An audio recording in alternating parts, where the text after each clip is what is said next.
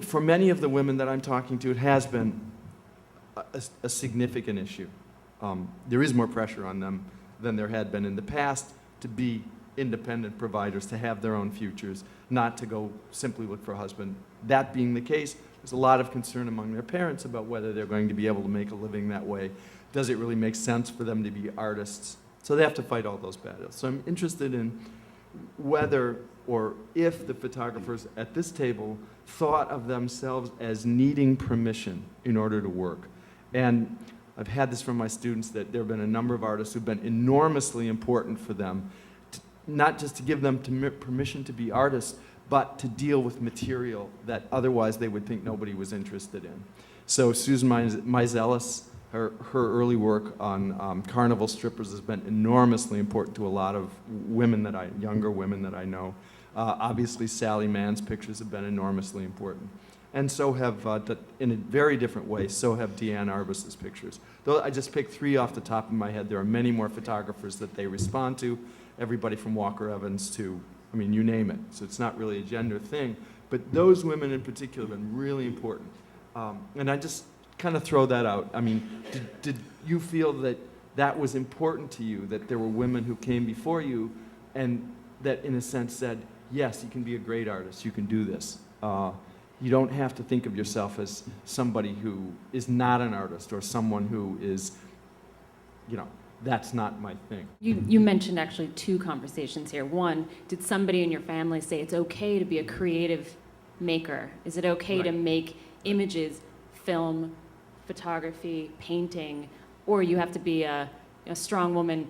Can you support yourself? And in my own experience, my mother sat me down and she said, okay, we know you like to take pictures, but what are you really gonna do? And I said, I'm gonna take pictures. And she said, okay, that's fine. You're gonna take pictures, but what are you really gonna do to support yourself? I said, okay, you're too young to wear a hearing aid. I said, I'm gonna take pictures. I'm gonna go to New York. I'm gonna get a master's at SVA, and I'm gonna support myself. And she did not believe me.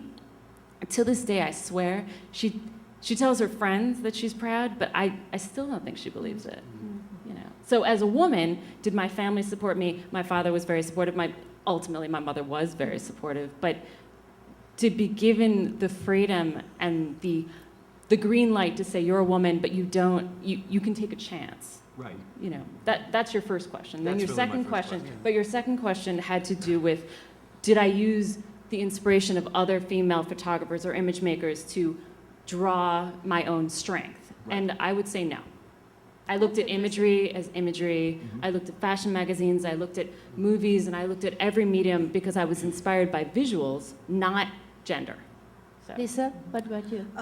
Well, I feel like my personal history has to do with being from a working class background, and what comes with that is usually, or at least in my family, women who tend to not work and they assume the typical gender roles, mother, wife, and the men tend to be sort of more masculine. My grandfather was a boxer and a junk dealer, and my dad's a biker. So anyway, so I have this sort of, being an artist, being an independent woman is a very new thing. Being an educated woman is also sort of a very new thing in my family.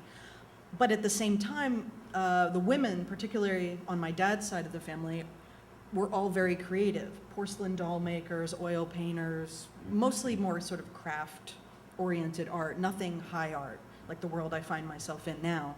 But, and me and almost all of my cousins, mostly female, some male, many of us are artists, musicians, painters, photographer. My sister's a filmmaker.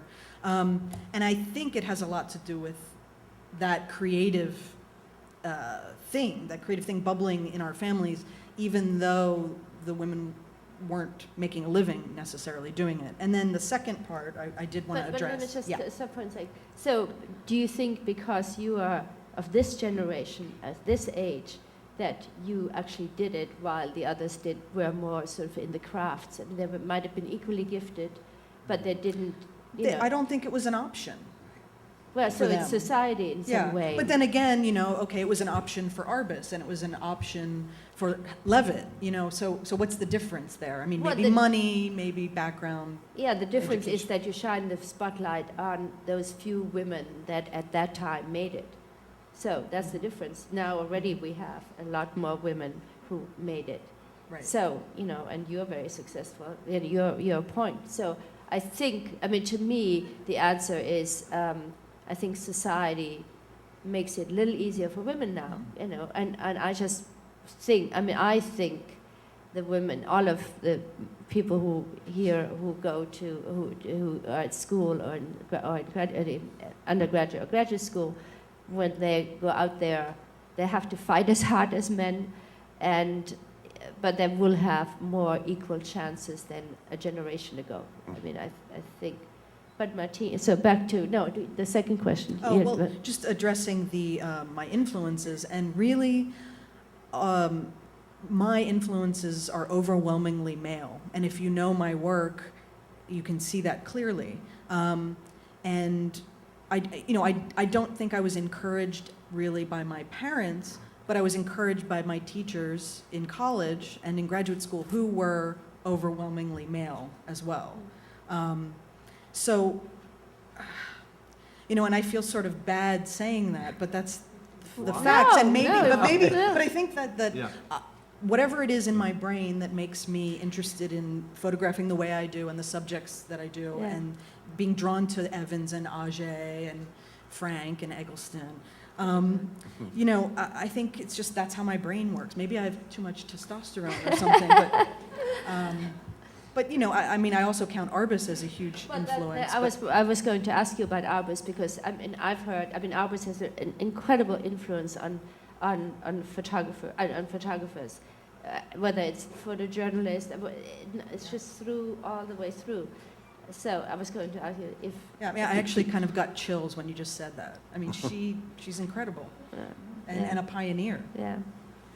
So Martine, you? Oh, there are two questions. Oh, I think the first one, you know, since my work is really about the intimate portraits of my family, I really think the influence of women was very strong.